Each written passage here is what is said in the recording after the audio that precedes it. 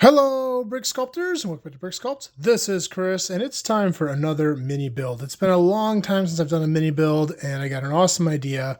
One of the fans of this channel has commented a couple times about trying to tackle a disc golf basket. Now, you guys might not know about me. I used to be, and a little bit still am, an avid disc golfer. I started a disc golf club. I used to play all kinds of tournaments. It was something I used to be really into kind of before I had a kid. But that's beside the point. I love disc golf and I think it's a lot of fun. So let's go ahead and try it out.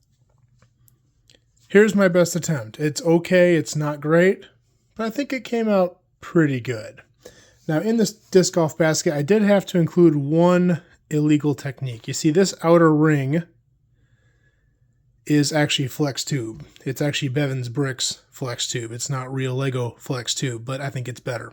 And to get that to stay in that circle, I did have to do one kind of strange thing.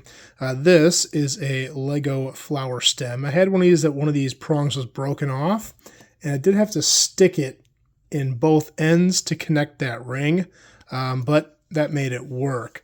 I know there are other pieces out there that are rings. I got to be careful. In one video I said ring pieces, and I got a lot of crap from my viewers over in the UK. Don't quite understand that slang, but apparently that's not something you say. So a lot of pieces that are rings, I don't own any of them, so I might try that in the future to replace this with something a little bit more legal.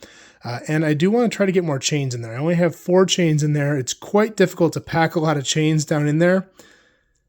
So I only have 4. I could try to figure out how to do some in the middle there too, and maybe get 8 in there, but it does get quite crowded and there's a lot of difficult connections in there.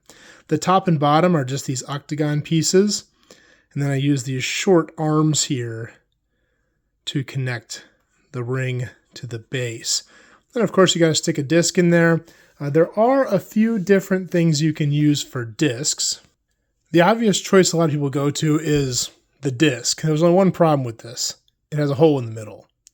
No PDGA legal disc is going to have a hole in the middle, but the cool thing about this option is there's tons of colors, including metal flake colors, which is very common for disc golf discs. As you can see here, I've got Rick holding just a 2x2 round tile, which some people are saying, well, it's not dome shaped. There's actually a lot of disc golf discs out there that are very flat. They call them flat top. A lot of putters and mid-ranges do that, so it's actually not that unrealistic. I do have disc golf discs that are like exactly that shape.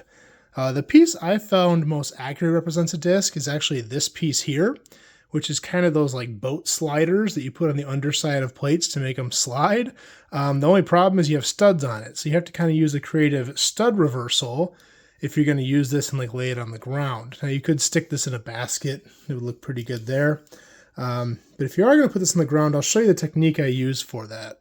So this technique requires 2 pieces, and it works best with a Mills plate. It allows you to build up the scenery a little bit. We're going to start with the donut piece with the hole in the middle. This is a great stud reversal piece. And then we're going to use a 2x2 jumper. And basically place that on top of it in the color that you want the ground. So if you're going to put it in the grass, you can use a green one. Dirt, you can use a tan or whatever you want to do. And that way you can get that dome shape and stick that down into a Mills plate to get that to lay flat on the ground. So that's the technique I used in this build. Let's go ahead and take a look at the build here. So here it is. Here's my disc golf mini build. We've got this group of 3 plus 1 dog playing a hole here. As you can see, there's a lot of different things going on in this scene. And I just built these pine trees in my latest Tree Sculptor series video, and I really wanted to use them, so I used those 2 here in this build. We'll go ahead and zoom in here to show you the action a little bit better. So here we've got the 3 different people playing. We got this guy here with his bag on. He's using a branch to get a disc out of a tree. Very common in disc golf, especially in pines like this. They tend to grab discs.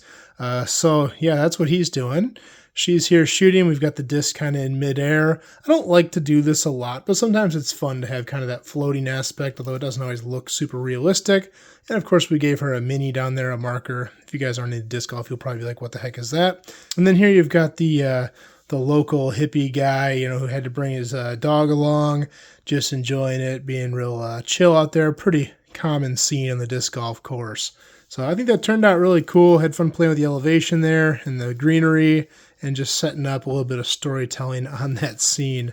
Let me know what you think below in the comments. Well, Fall Challenge has almost come to an end. I've had some fantastic entries. You guys do such amazing work. I can't wait to share them with you guys. The 28th at midnight is the end of that challenge, so get those submissions in. I'll be reviewing my build, or my builds, on the 28th as well. So stay tuned for that, and I can't wait to show off your work. We'll be showing your builds on Halloween, so we can vote on Halloween and the next day to get those results in November. Well, that's all I have for this one. I hope you guys like this video. If you have any questions, please leave them below. I'll do my best to answer them. If you like this video, please like and subscribe. I'm going to do more just like this in the future. That's all I have for this time, and we will see you next time.